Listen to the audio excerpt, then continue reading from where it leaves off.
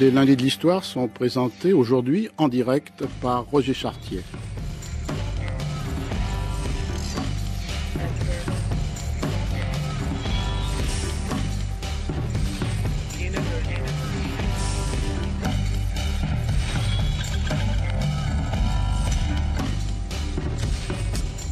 En juillet 1759, Diderot retourne à Langres, sa ville natale, qu'il avait quittée pour Paris 30 ans auparavant.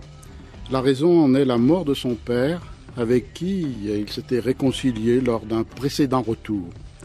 De Langres, il écrit souvent à Sophie Voland, rencontrée et aimée depuis 1755. Dans l'une de ses lettres, datée du 11 août 1759, Diderot dresse le portrait des habitants de sa ville. Je le cite. « Les habitants de ce pays ont beaucoup d'esprit, trop de vivacité, une inconstance de girouette. Cela vient, je crois, des vicissitudes de leur atmosphère qui passe en 24 heures du froid au chaud, du calme à l'orage, du serein au pluvieux. Il est impossible que ces effets ne se fassent sentir sur eux et que leurs âmes soient quelque temps de suite dans une même assiette. Elles s'accoutument ainsi dès la plus tendre enfance à tourner à tout vent. La tête d'un langrois est sur ses épaules comme un coq d'église au haut d'un clocher. Elle n'est jamais fixe dans un point, et si elle revient à celui qu'elle a quitté, ce n'est pas pour s'y arrêter. » Dans le livre qu'il vient de publier et qui nous servira cet après-midi de guide de promenade, Michel Delon commente ainsi l'inconstance attribuée par Diderot aux Langrois et rapportée aux brusques changements du temps qu'il fait sur leur ville. Je le cite. L'épistolier prend quelques distances par rapport à cette variabilité pour défendre son sérieux de philosophe, sa fidélité d'amant. Il se veut capable de persévérance et de constance. Mais il ne cesse de revendiquer le droit à l'expérimentation des idées et reconnaît, en d'autres circonstances, que les serments amoureux n'engagent que le présent. Il reste fasciné par les grands vents qui courent sur la campagne, qui rabotent les paysages. Les incessantes mutations qui, pour Diderot, transforment les êtres, métamorphosent les choses, sont l'une des clés essentielles que nous propose Michel Delon pour mieux comprendre Diderot, dont est célébré cette année le tricentenaire de la naissance, advenu à Langres le 5 octobre 1713. Michel Delon, qui est professeur de littérature française du XVIIIe siècle à l'université Paris 4 Sorbonne, nous a souvent accompagnés dans nos lundis de l'histoire. Le Diderot qu'il publie aujourd'hui chez Albin Michel s'inscrit dans un très grand, très long travail consacré aux philosophes. C'est en effet sous la direction de Michel Delon que sont publiées, dans la bibliothèque de la Pléiade de Gallimard, les œuvres de Diderot. Nous avions consacré un lundi au premier volume, Contes et romans, un livre paru en 2004. Depuis, a été publié le tome consacré aux œuvres philosophiques de Diderot. Ces deux volumes, qui en précèdent deux autres, sont aujourd'hui rassemblés avec l'album Diderot de 2004 dans un petit coffret qui fait, ma foi, un joli présent. Aujourd'hui, avec le livre d'Albin Michel intitulé « Diderot cul par-dessus tête », Michel Delon a changé sa manière ou, pour parler comme Diderot, son assiette. L'érudition diderotienne est toujours là, immense, impeccable, mais plus les centaines de notes qui habitent les volumes de la Pléiade.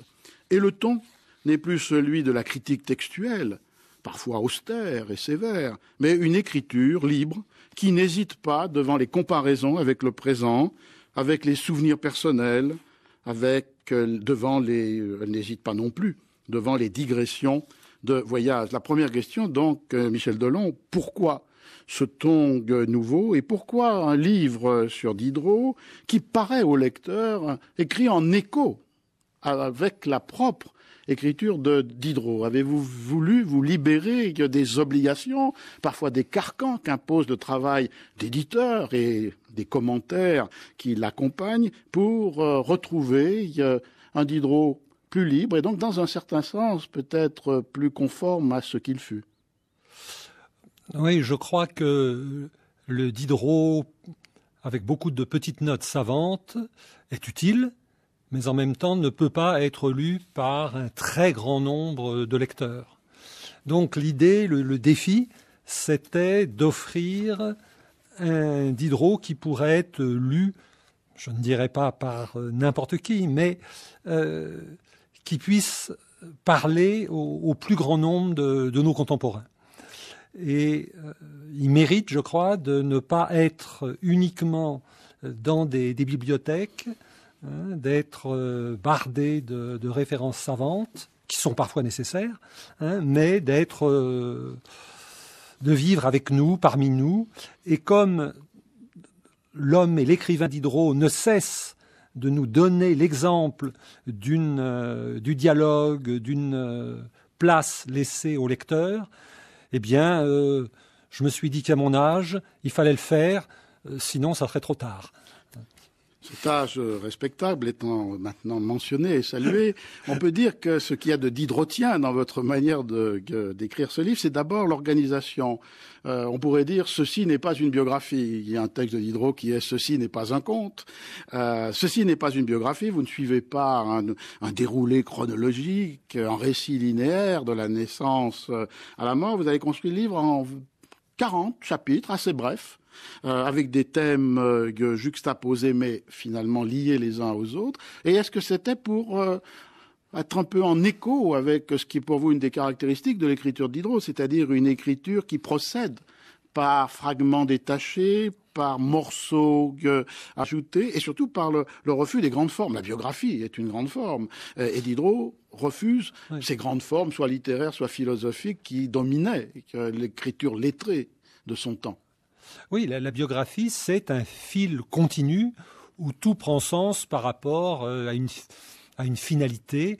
Alors on sait que les biographies d'écrivains commencent par des enfances où le petit garçon ou la petite fille sont déjà toujours des futurs écrivains. Et alors que Diderot a écrit quelques biographies. On a des notes sur La Fontaine. À la fin de sa vie, il a écrit à propos de Sénèque. Et dans son essai sur Sénèque, on a deux parties, la vie et l'œuvre. Et il nous donne l'exemple d'un certain nombre de chapitres ou de paragraphes numérotés où, d'une certaine manière, la biographie de Sénèque est un peu connue, on peut la trouver ailleurs. Il y a de bonnes biographies. Et lui, ce qui l'intéresse, c'est d'animer cette biographie, de la rendre polémique aussi par les échos avec le présent. Donc, c'est un peu ça aussi que j'ai voulu faire. Vous avez voulu être, par rapport à Diderot, ce que Diderot avait été par rapport à Sénèque? Et donc, très modestement, oui. Alors donc, il y a cette organisation qui est extrêmement intéressante puisqu'elle fait passer d'un thème à un autre, mais en fait, le lecteur découvre progressivement ce qui les unit, ce qui les lie. Et il y a aussi la manière même de l'écriture qui est une liberté du ton. On retrouve des procédés chers à Diderot, des adresses au lecteur, des passages ou des ruptures inattendues. Et vous écrivez dans le livre, en parlant de Diderot, le refus des traités philosophiques, aussi bien que des grandes formes littéraires classiques, l'art du second degré, le langage qui s'interroge sur lui-même traverse l'ensemble de la production de Diderot. La discontinuité des pensées déjoue tout fil argumentatif linéaire, voire toute position théorique unique. On y reviendra, puisque parler de Diderot philosophe pourrait apparaître paradoxal avec cette dernière remarque. Mais finalement, cette liberté de ton et ce jeu avec le langage ou avec les formes du discours, c'est aussi quelque chose que vous avez voulu retrouver. Oui, plutôt que de parler abstraitement de la modernité de Diderot, il me semble que la rendre sensible dans l'écriture est plus utile. Et sans vouloir parler de moi, j'ai eu un plaisir infini à écrire ce livre. Le plaisir est parfois moindre lorsque l'on s'oblige à faire une histoire de ces éditions ou à développer des notes savantes sur tel ou tel point. C'est aussi que le travail érudit disperse aussi à sa façon le sens du texte. Et parler d'emblée de Diderot d'une manière libre, c'est aussi essayer de le faire sentir comme bonhomme vivant et penseur qui nous parle à nous aujourd'hui. Alors on sait aussi qu'une des traits caractéristiques de l'écriture de Diderot, c'est, et pour la littérature et pour la philosophie, d'utiliser les formes dialoguées et multiplier les textes qui sont des entretiens, des conversations. Et vous vous êtes risqué à la fin du livre à ce que vous appelez dialogue, et où la première intervention est attribuée à moi. Alors est-ce que ce moi, comme certains moi que dans Diderot pouvaient être Diderot lui-même, est-ce que ce moi est celui de Michel Delon?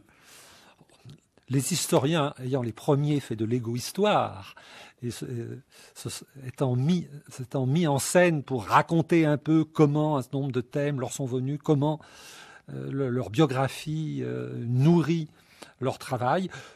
Là, il faut que j'avoue que c'est l'éditeur qui, au dernier moment, m'a dit votre bouquin est intéressant, il faut que vous alliez jusqu'au bout de votre logique et que vous pratiquiez la méthode même qui est celle de Diderot, où le moi de Diderot, où le personnage qui s'appelle Diderot est à la fois le narrateur et l'auteur et est décalé par rapport à lui. Dans le cas du Neveu de Rameau, nous avons le philosophe, c'est-à-dire Diderot, et le Neveu de Rameau, c'est-à-dire le parazote, c'est-à-dire celui qui est prêt à se vendre à n'importe qui et à dire du mal des philosophes. Et en même temps, d'où la difficulté d'interpréter ce texte, il y a du Diderot dans le Neveu de Rameau, et Diderot ne peut pas totalement, parfaitement s'identifier avec celui qu'on a qui est bon père, bon travailleur intellectuel, et qui a un côté philistin d'une certaine manière.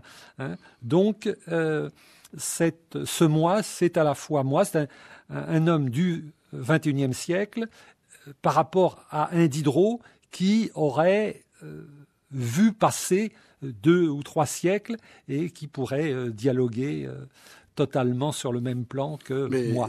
Les lecteurs sont maintenant avertis qu'il y a aussi du Delon dans le Diderot qui répond au moi dans ce dernier dialogue. Il y a un autre trait, alors très très intéressant, qui est que non seulement vous utilisez comme matière pour le livre cette érudition qui habite les volumes de la Pléiade, mais aussi des expériences, on va dire, plus sensorielles, qui, dans ce sens-là aussi, seraient des expériences plus diderotiennes. Vous évoquez à 3 moments des voyages dans les lieux de Diderot. Vous commencez en ouverture avec Paris, en recherchant les lieux où il a habité. Et puis, il y a 2 autres voyages. Le voyage de Langres, nous avons commencé par là. Et puis, on y reviendra sans doute, le voyage de Saint-Pétersbourg, puisque ici, par des fonctions qui étaient celles de coordinateur des filières littéraires des collèges universitaires français à Saint-Pétersbourg et à Moscou, vous avez été amené dans les dernières années à être très fréquemment en Russie. Quel est le sens de ces exercices de promenade qui sont à la fois de descriptions qui mettent tout de suite le choc du présent dans un livre sur le XVIIIe siècle et qui en même temps sont des manières d'essayer de capter ou capturer quelque chose de Diderot qui serait pas immédiatement lisible ou déchiffrable dans les textes. Comment vous avez conçu ces 3 voyages? C'est l'idée que les villes sont des palimpsestes où se sont superposées des couches et on a l'impression que le passé finalement a été complètement détruit. Et en fait, quand on lève les yeux en se promenant dans Paris, quand on descend dans les caves, quand on entre dans les églises, eh bien, il y a quand même toute une série de traces présentes. Donc, on peut faire une archéologie. Et en tant qu'enseignant, il me semble que c'est l'exemple même de ce on peut apprendre à la génération suivante, à faire attention à des gestes qui n'ont pas bougé depuis 2 ou 3 siècles.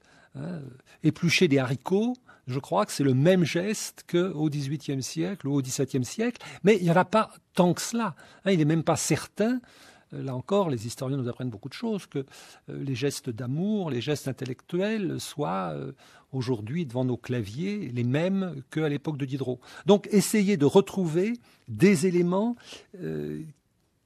qui sont toujours les mêmes et qui nous permettent de reconstituer le puzzle du passé. En même temps, ces voyages vous apportent quelquefois une certaine déception. Dans la mesure, prenons l'exemple de Paris. On sait que Diderot, que je l'évoquais, avait quitté Langres pour essayer une carrière dans le droit, dans la théologie, puis finalement dans l'écriture, mais une écriture qui n'était pas nécessairement de création, qui était une écriture au service de la librairie. Vous cherchez les lieux, et le lieu dans lequel il a passé le plus grand nombre d'années, une fois marié, c'était rue Taranne, qui a disparu. Au Second Empire, au moment de la construction du boulevard Saint-Germain et de la rue de Rennes. Mais alors, justement, à l'époque, tout le quartier est organisé autour de l'abbaye Saint-Germain-des-Prés, et il ne reste de cette abbaye que l'église. Mais elle est là, malgré tout. Et quand on entre dans l'église, il y a des éléments qui sont communs. Donc, essayer de faire cet exercice que les logiciels actuels nous permettent auxquels ils nous habituent, à savoir, vous savez, les logiciels de transformation où on voit progressivement un lieu se transformer sous nos yeux. Ça, je trouve que c'est fascinant, hein, c'est un modèle fascinant pour la pensée.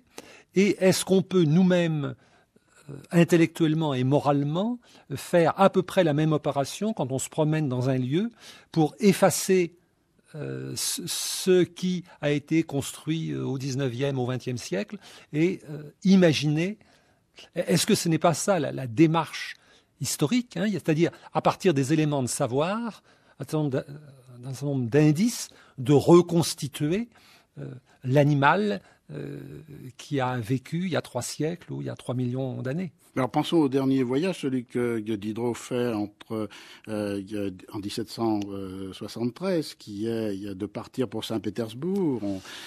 Catherine de Russie l'a toujours protégé, elle lui a acheté sa bibliothèque en viager, elle l'a nommé bibliothécaire d'une bibliothèque inexistante à Saint-Pétersbourg, elle l'a nommé comme son courtier pour constituer une collection d'art. Donc Diderot se sent obligé de remercier ce mécénat et donc va passer quelques mois à Saint-Pétersbourg. Ouais. Et là, vous faites la même opération qu'à Paris entre les logis du quartier latin, la rue Taranne disparue. Finalement, au tout dernier moment, et on retrouve Catherine de Russie pour que la fin de Diderot soit la moins douloureuse possible. Elle lui permet de louer un appartement rue de Richelieu dans des conditions infiniment meilleures. Il y passe les dernières semaines de la vie. Et à Saint-Pétersbourg, vous avez aussi recherché Diderot. Vous l'avez trouvé Mais alors, quand on fait une visite guidée officielle dans la ville, on montre un palais près du palais impérial avec une plaque où on dit que Diderot a vécu là. Et plusieurs années, j'ai imaginé que c'était ainsi. Et il se trouve qu'il y a des archivistes et des collègues extraordinaires à Saint-Pétersbourg qui travaillent et qui semblent avoir montré que cette plaque est totalement illusoire, hein, parce que on a confondu plusieurs membres d'une même grande famille aristocratique qui portait le même nom, hein, et ce palais convenait parce que il était sur le circuit touristique, il était près du palais d'hiver, alors que, semble-t-il, Diderot a été logé ailleurs, dans des quartiers beaucoup plus, sinon populaires, du moins excentrés, qu'il a donc peut-être vécu à Saint-Pétersbourg avec plus de bariolés, plus d'odeurs, mais la maison qu'il a vécue a disparu et a été remplacé par ce qu'on voit aujourd'hui. Et j'ai trouvé que cette recherche, cette quête à travers la ville qui est parsemée de souvenirs de Français, hein, il y a une rue Marat parce que il y a eu un Marat qui a été professeur de français à l'époque et a enseigné le français à Pouchkine. Eh bien, cet itinéraire, cette quête, avec parfois ses cul-de-sac et ses impasses, est peut-être la métaphore de notre effort pour aller vers le passé et pour le reconstituer et dialoguer avec lui. Mais elle est aussi peut-être une métaphore, dans le cas de Diderot, d'une autre quête qui est celle de l'éditeur, du philologue, et qui est la quête de l'œuvre de Diderot, parce que vous insistez dans ce livre, comme dans les volumes de la Pléiade, sur le défi que lance Diderot à notre conception de la littérature, qui suppose qu'il y ait un nom propre qui correspond à un écrivain, qu'il y a une œuvre originale et qu'elle fonde sa propriété littéraire. Et le paradoxe que vous soulignez avec Diderot, c'est que Diderot est un de ceux qui a contribué à créer cette idée que la littérature renvoie à un écrivain, à une œuvre singulière ou à une série d'œuvres singulières et originales qui vont faire œuvre dans leur totalité et qui donc justifient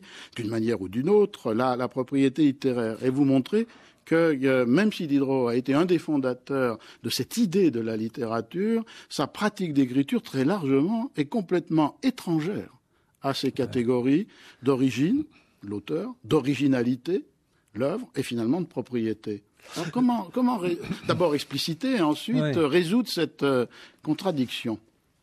Mais, Diderot, une grande partie de sa vie, a vécu de sa plume, de son travail intellectuel, puisqu'il était le maître d'œuvre de l'encyclopédie. Donc il est régulièrement rémunéré et il théorise le droit aux ouvriers intellectuels, comme on disait autrefois, à vivre de leur travail.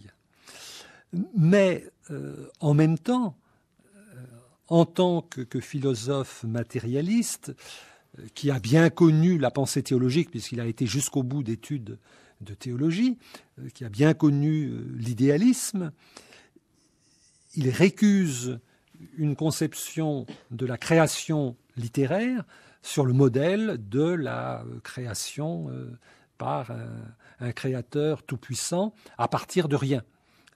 Un écrivain, c'est quelqu'un qui travaille à transformer des textes et à en produire de nouveaux. Alors, c'est évident quand il est traducteur, c'est évident quand il est encyclopédiste, c'est-à-dire qu'il a rassemblé une énorme matière de mémoires, de documents, et qu'il en fait des articles. Lorsqu'il réécrit des articles fournis par d'autres pour les formater et les rendre conformes au modèle général de l'encyclopédie. Mais dans son œuvre personnelle, il est également dans un jeu permanent avec tout ce que vous avez défini et tout ce que la philologie traditionnellement définit comme une œuvre. Il est beaucoup plus, lui, dans des textes. Il joue sur des textes qui n'ont pas de début et n'ont pas de fin, ou qui se présentent comme pouvant avoir un autre début et pouvoir avoir une autre fin. C'est le début et la fin de Jacques le Fataliste. Comment s'était-il rencontré par hasard comme tout le monde? D'où venait-il du lieu le prochain? Où allait-il? Est-ce qu'on sait où l'on va? Donc là, ce qui est en question, c'est le début. Et la fin, on sait que dans notre langue, la fin, c'est à la fois l'achèvement et la finalité, le but. Donc, si nous sommes dans un monde de matière qui n'a peut-être jamais été créé et qui n'aura peut-être jamais de fin, les textes eux-mêmes constituent un devenir permanent, et l'écrivain est celui qui accélère des idées, qui fait circuler les mots et qui les offre au lecteur dans un dialogue sans fin lui-même. Ce qui explique qu'il applique à sa propre production cette principe, puisque beaucoup de textes sont des suppléments, alors suppléments à d'autres, Voyage de Bougainville, ou suppléments à son propre travail. On le voit avec La Religieuse, on le voit avec Jacques le Fataliste. Il y a des continuations, des suppléments, des ajouts. Donc un mouvement perpétuel, une métamorphose, un déplacement continu. Par rapport à la catégorie, évidemment, d'auteurs, là encore, une tension très forte, parce qu'on peut rappeler ce qu'il écrivait dans un texte qui d'ailleurs n'a pas été publié sous aucune forme à l'époque, et qui était la lettre sur le commerce de la librairie. Diderot disait: quel est le bien qui puisse appartenir à un homme si un ouvrage d'esprit, si ses propres pensées, les sentiments de son cœur, la portion de lui-même la plus précieuse, celle qui ne périt point, celle qui l'immortalise, ne lui appartient pas. Donc il y a une fondation puissante de la propriété littéraire à partir de la singularité irréductible des sentiments du cœur de chacun ou des pensées. Et en même temps, sans doute en rapport avec ce que vous décrivez sur cette idée qu'il n'y a pas d'origine, qu'il n'y a pas d'originalité, qu'il y a un mouvement perpétuel de transfert, de transmutation, Diderot peut écrire sous les noms des autres, c'est-à-dire même contribuer à des livres qui, en aucune manière, ne lui sont attribuables et où sa plume n'est pas nécessairement reconnaissable. C'est une pratique qu'il a beaucoup. Mais oui, l'originalité serait possible dans un monde idéal. Où les cœurs sont transparents, le monde où aurait voulu vivre son ex-ami Jean-Jacques Rousseau.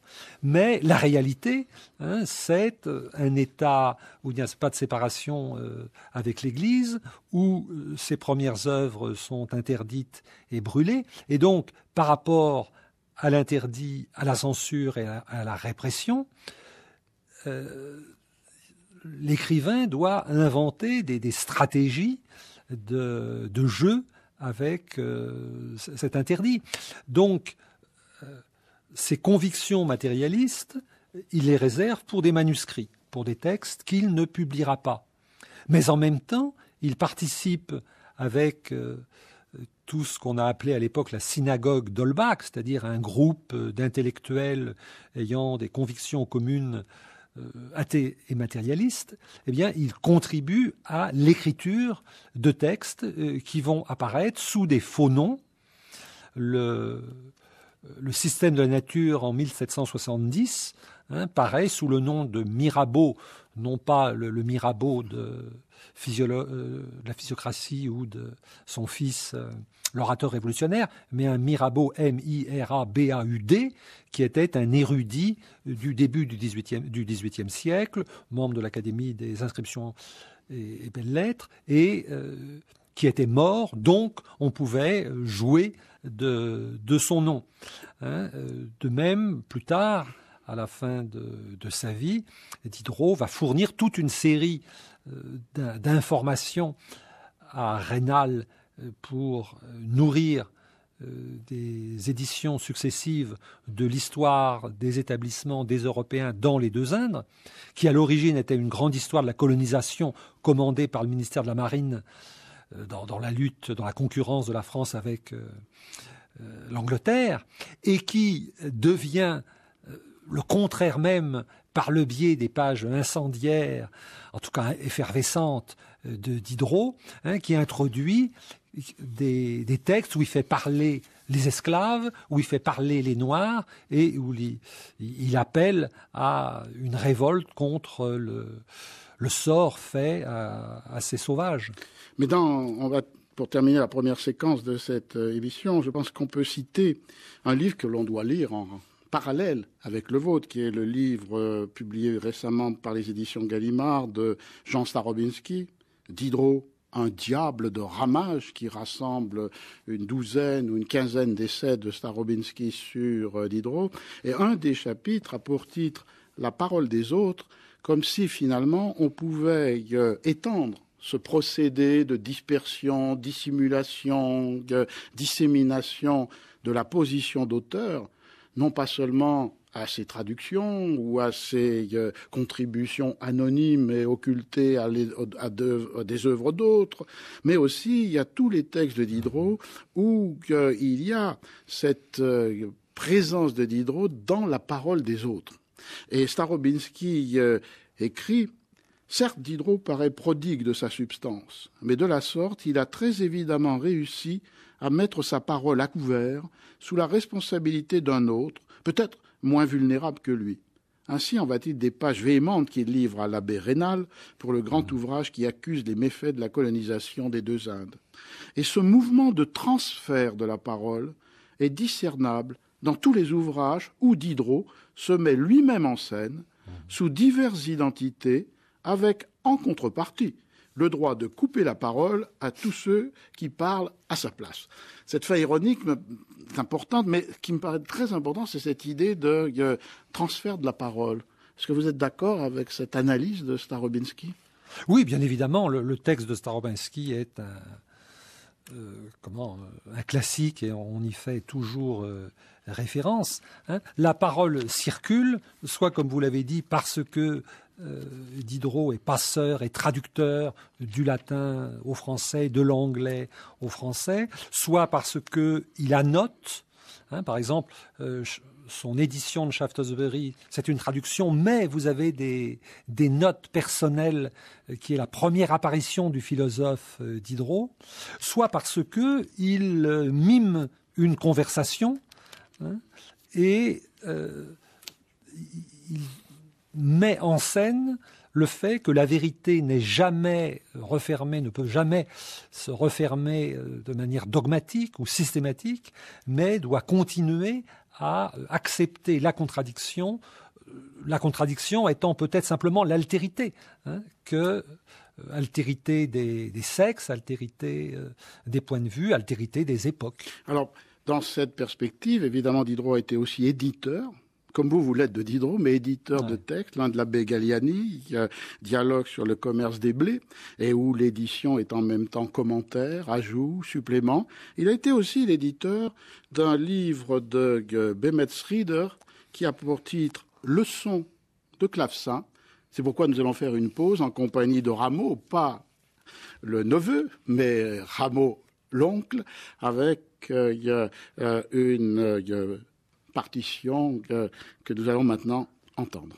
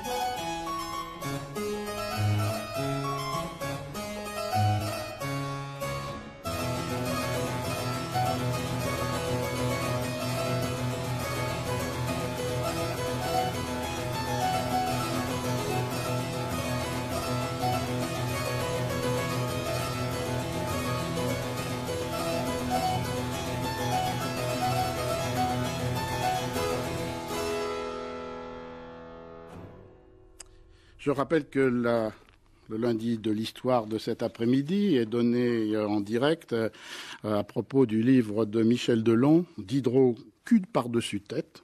C'est Albin Michel, et comme il se devait pour Diderot, elle a la forme d'un dialogue entre lui et moi.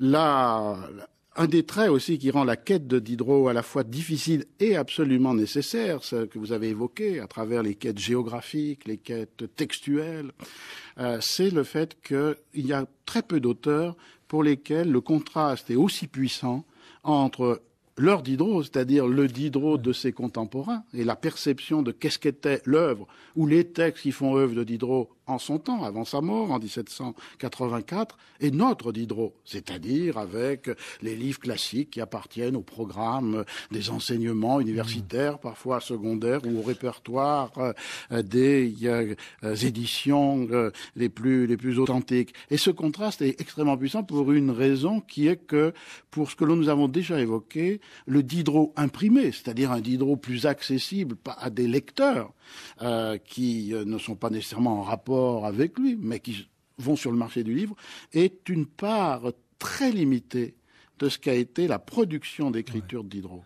Oui, lorsque Diderot meurt en 1784, son ami Meister fait un éloge, et Meister est plein d'admiration pour Diderot, mais il dit « Quel dommage, la postérité ne saura pas quel a été cet extraordinaire penseur, car il ne nous laisse finalement que des lambeaux, des brouillons. » Et on est étonné aujourd'hui d'avoir l'impression de connaître ce Diderot qui a émergé progressivement.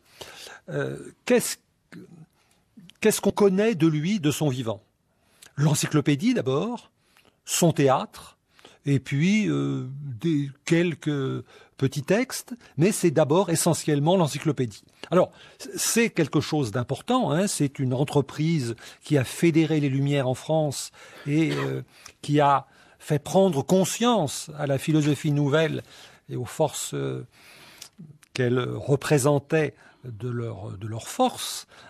C'est aussi un grand ensemble d'articles et de planches qui donne l'exemple d'un savoir fondé sur l'empirisme, c'est-à-dire qui récuse une opposition entre l'abstrait et le concret, entre le théorique, le philosophique et le manuel.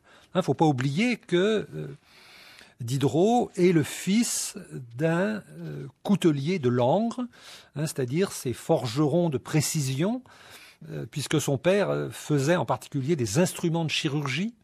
La lettre sur les aveugles commence par l'opération de la cataracte, et Diderot sait ce que c'est, parce qu'il a tenu dans ses mains ce type d'outil extrêmement précis.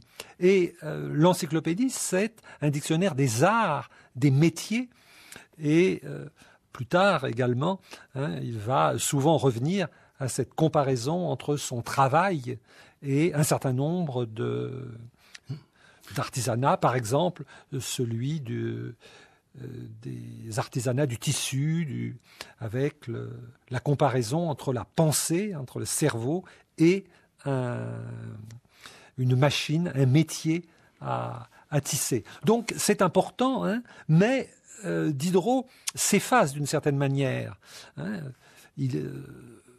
Il a énormément investi, il a travaillé 20 ans de sa vie pour l'encyclopédie, mais ce ne semble pas pouvoir comparable aux 4 grands écrivains à la fin du XVIIIe siècle, qui sont Voltaire, Montesquieu, Rousseau et Buffon. Et ce n'est qu'au cours du XIXe siècle et du XXe que Buffon va décrocher, si j'ose dire, et que Diderot va prendre sa place, parce que progressivement, ces textes qui étaient manuscrits sont publiés, imprimés, à partir de la Révolution. Donc il y a à la fois Diderot est mort, la Révolution a transformé les conditions de la librairie, et un ami, disciple, secrétaire, Naigeon, publie la première édition des œuvres de Denis Diderot dans les dernières années du XVIIIe siècle. Et de là jusqu'aux éditions actuelles, eh bien, le corpus diderotien ne va cesser de s'étoffer, de s'élargir et de faire apparaître donc ce Diderot qui est le nôtre et que les contemporains n'imaginaient pas. Alors si on reste un temps sur les contemporains, je voudrais signaler au lecteur qu'il y a une merveilleuse page dans le livre de Michel Delon sur ce rapport entre les métiers et puis la réflexion philosophique, en particulier avec un de ces 40 chapitres consacrés à l'épingle, puisque l'épingle est à la fois que l'objet de la description des arts et métiers, qu'elle a ses échos dans la philosophie, l'économie politique du temps avec Adam Smith, et tout le monde se souvient du rôle de l'épingle dans le mariage de Figaro ou dans les Nozze di Figaro de Mozart et da Ponte. D'autre part, peut-être il faut ajouter qu'il y a un autre Diderot connu des contemporains, mais qui est le Diderot des circulations clandestines. Puisque les premiers livres, vous avez évoqué la lettre sur les aveugles de 1749, précédée par ce roman, on va dire, érotique et en même temps de jeux littéraires qui sont les Bijoux indiscrets de 48, ou précédée des Pensées philosophiques de 46. Tous ces livres sont publiés ou imprimés à Paris sous des fausses adresses, parfois très fantaisistes, au Monomotapa, qui est un royaume de l'Afrique imaginé, mais réel en fait, mais là, dans ce cas-là, un lieu d'imaginaire, ou bien proposé comme les Pensées philosophiques aux Indes, ou encore à Londres, alors qu'en fait, la lettre sur les aveugles est imprimée à Paris. Et comme l'avait bien montré Robert Danton, ces livres-là de Diderot, en particulier les Pensées philosophiques et les Bijoux indiscrets, appartiennent aux best-sellers des livres clandestins. Mais en même temps, on ne sait pas toujours que les pensées philosophiques sont de Diderot. Un certain nombre d'auteurs du temps les attribuent à la Métrie.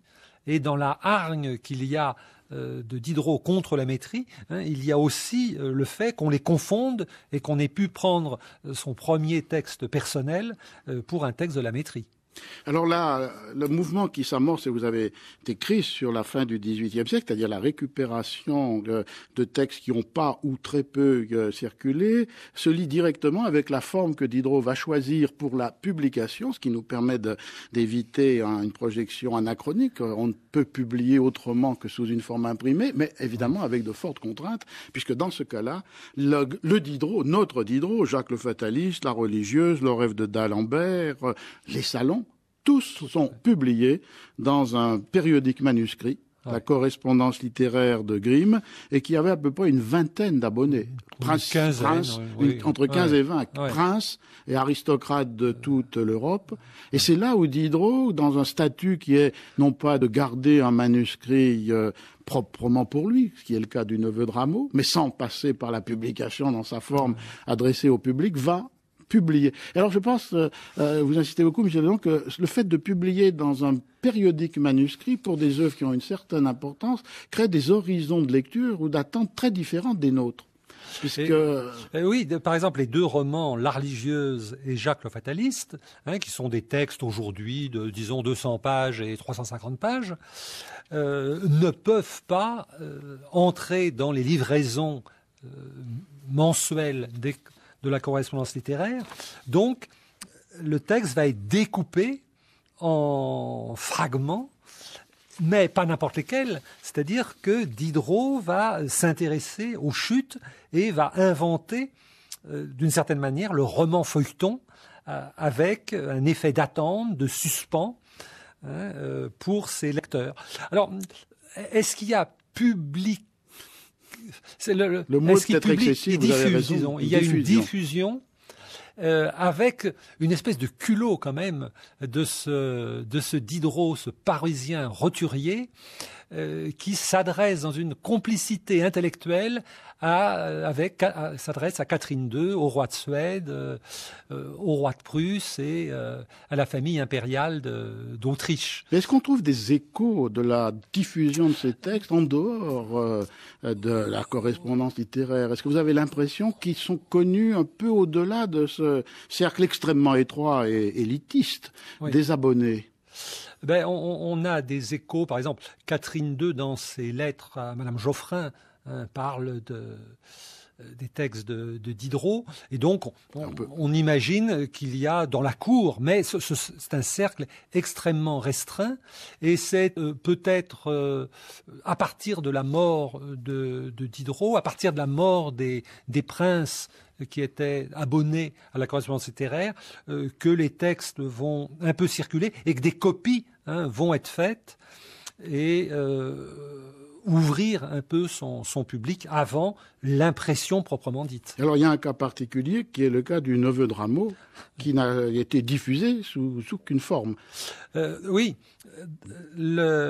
à sa mort, Diderot a vendu sa bibliothèque à Catherine II.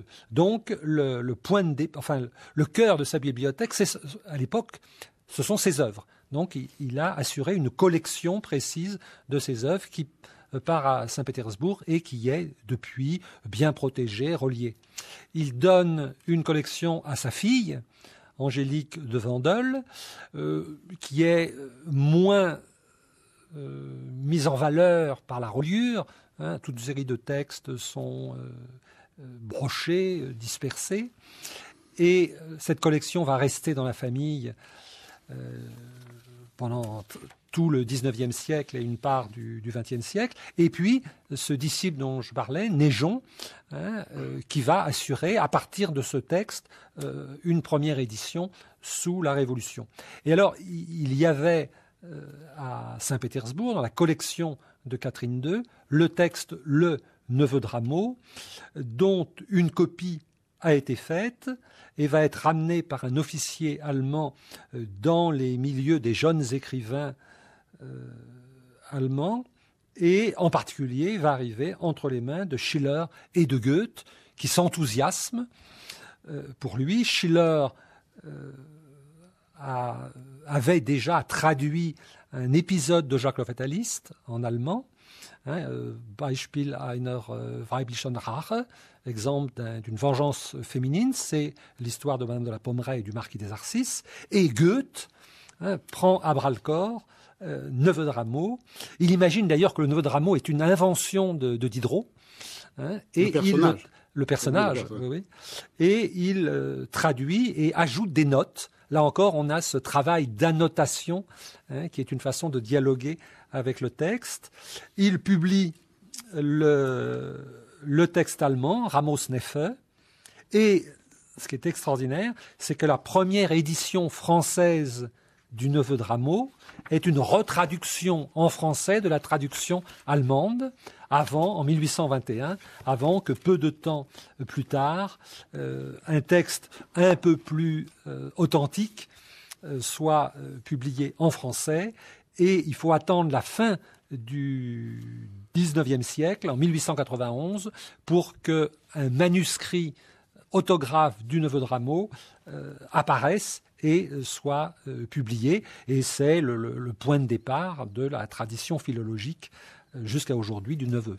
On pourrait dire d'ailleurs qu'il y a quelques cas parallèles, par exemple ce qui est connu aujourd'hui comme l'autobiographie de Benjamin Franklin a d'abord été publiée en français et la première édition en anglais est une traduction en anglais du texte français avant que, comme pour Diderot, des manuscrits de Franklin soient utilisés pour des éditions d'un anglais qui était le sien et pas celui d'un traducteur d'un texte français.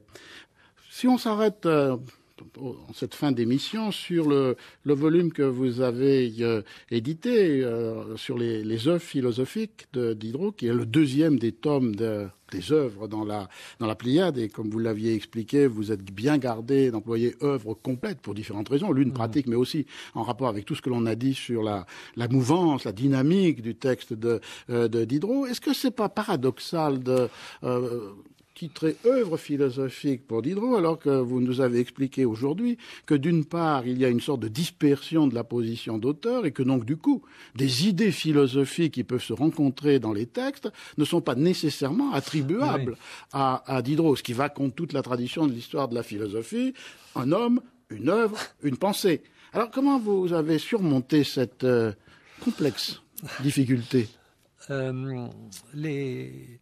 Les philosophes eux-mêmes ont été confrontés, c'est-à-dire pendant longtemps, la tradition académique a récusé Diderot. Les philosophes considéraient que Diderot, c'était pour les littéraires. Maintenant, au contraire, dans la philosophie d'après Nietzsche, ils se passionnent pour Diderot, mais la tentation qu'ils auraient, ça serait de construire une logique interne à partir de ces textes, de déconstruire les textes de Diderot pour nous offrir un Diderot sans peine, cohérent. J'ai l'impression que cette philosophie arrimée à l'individu, au grand penseur, est fondée sur un corpus cohérent, défini, avec une bordure précise, ne correspond pas à l'idée de celui qui se fait pourtant appeler le philosophe, celui qu'on appelle, qu'un certain nombre de ses amis, ils se moquent, mais c'est sérieux aussi, il l'appelle notre Platon. Donc c'est un philosophe, mais peut-être un philosophe qui ne va pas cristalliser sa pensée dans des concepts. Pourquoi ? Parce que il est matérialiste, il essaye de concevoir un monde qui est cette nature en mouvement permanent, et comme on l'a déjà évoqué, il va essayer de nous donner à lire des textes qui vont être discontinus ou dialogiques, et l'écriture, dans sa mobilité, va essayer de nous inviter à penser nous-mêmes une autre conception de la nature, de l'homme et des relations entre eux. Ça veut dire que le lecteur, ça serait peut-être une deuxième réponse possible, le lecteur a sa place.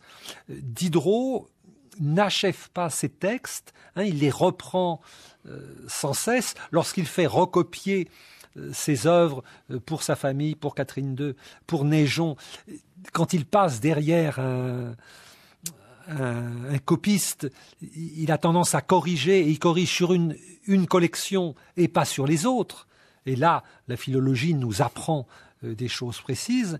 Ça veut dire que le texte ne s'achève pas parce que le lecteur a une place essentielle pour continuer à repenser le texte, à le poursuivre avec ses propres conditions historique. Du coup, vous écrivez que la vérité n'est pas préalable au texte, mais qu'elle est construite dans l'appropriation du texte. Dans la préface des œuvres philosophiques, vous écrivez « L'œuvre morcelée laisse au lecteur un travail de recomposition et d'interprétation. La vérité ne lui est plus antérieure, elle en constitue l'horizon de lecture. Les oppositions même du vrai et du faux, de l'exactitude et de l'erreur se défont dans cette fécondité de l'imperfection. » Ouais. Et en même temps, on ne tombe pas dans le relativisme général où n'importe qui peut dire n'importe quoi. On a une rigueur de pensée, même sans concept, et c'est une façon d'échapper, je trouve, au grand dilemme de la pensée actuelle. Dans le Diderot que vous venez de publier, il y a un chapitre qui s'appelle « La soustraction » et qui s'affronte à cette difficulté parce que d'un côté, dans ce chapitre, il est montré que non seulement il y a une dispersion objective du réel, mais que lorsqu'on veut se livrer à une expérience de pensée, il faut aussi décomposer, disperser, disséminer. Oui. C'est pour ça que vous avez appelé le chapitre la soustraction, la méthode de la soustraction, mais qui laisse ouverte la question que vous venez juste de poser,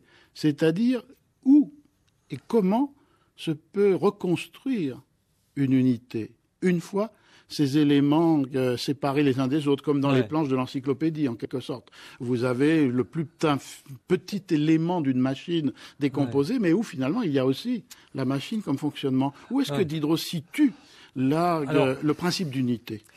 La lettre sur les aveugles partait d'un problème qui agitait toute l'Europe intellectuelle du XVIIIe siècle, le problème de Molineux, c'est-à-dire un aveugle de naissance qui n'a jamais vu, quand on lui lève la cataracte, que tout d'un coup il perçoit par le regard les objets, est-ce qu'il va reconnaître ceux qu'il a connus par le toucher ? C'est-à-dire, est-ce que la connaissance fondée sur la vue est en relation avec la connaissance fondée sur le toucher ? Et si oui, de quel ordre est cette unité ? Alors traditionnellement, c'était la raison, c'était l'âme. Eh bien, Diderot va garder la raison, l'âme, comme une espèce de métaphore de ce que dans la vie on est forcé de vivre. Eh bien, la recomposition est un travail tâtonnant et dialogique qui nous permet de retrouver une unité. Et cette unité, elle devient évidente devant une grande œuvre d'art. Et là, le peintre, le musicien, nous donne l'évidence d'une unité pour un objet limité, hein, mais dont nous avons besoin pour penser la nature comme unité, qu'on croit en Dieu, ce qui n'est pas le cas de Diderot, qu'on croit à une grande nature avec un N majuscule, et l'unité des hommes ensemble qui essayent d'améliorer un peu la situation. Et Diderot a des convictions sociales et politiques qui fait qu'il croit qu'un changement est possible, et pour cela, il faut qu'il y ait une unité qui se crée.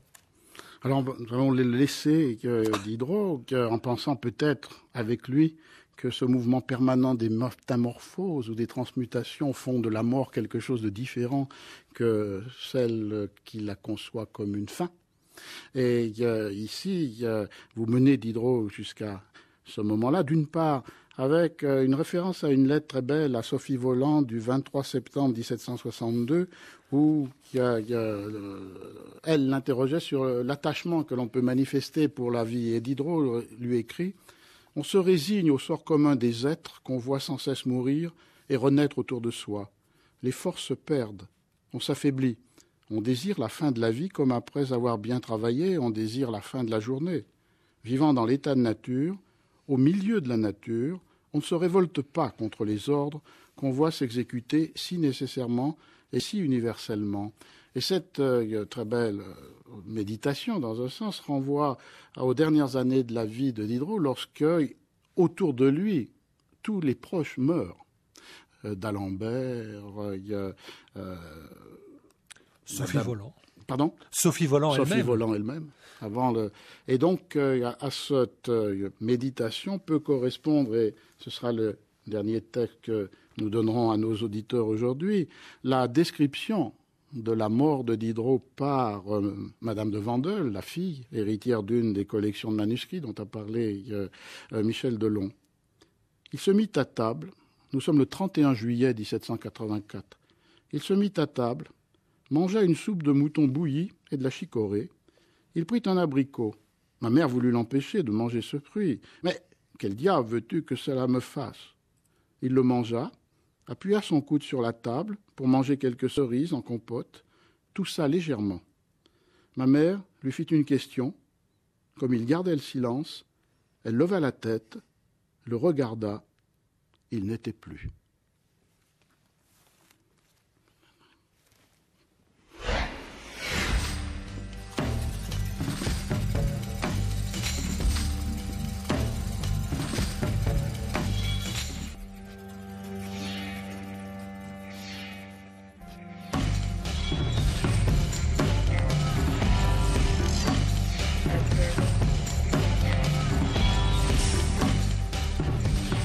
C'était les lundis de l'histoire, présentés aujourd'hui par Roger Chartier.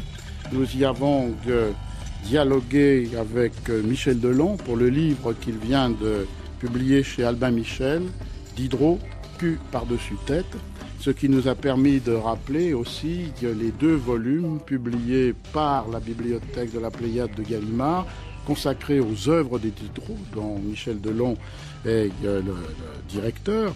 Le premier volume, Contes et romans, et le second, Œuvres philosophiques.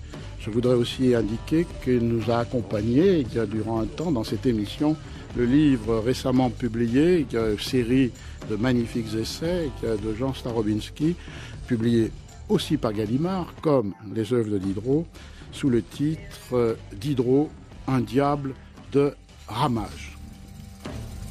La prise de son de cette émission était faite par Roland Mahé. La réalisation, comme chaque semaine, par Ghislaine David. Et la semaine prochaine, les lundis de l'histoire, vous seront présentés par Philippe Levillain. Dans quelques instants, et avec peut-être un peu d'avance, je peux vous annoncer que sera diffusée l'émission de Marie Richeux, C'est pas la peine de crier.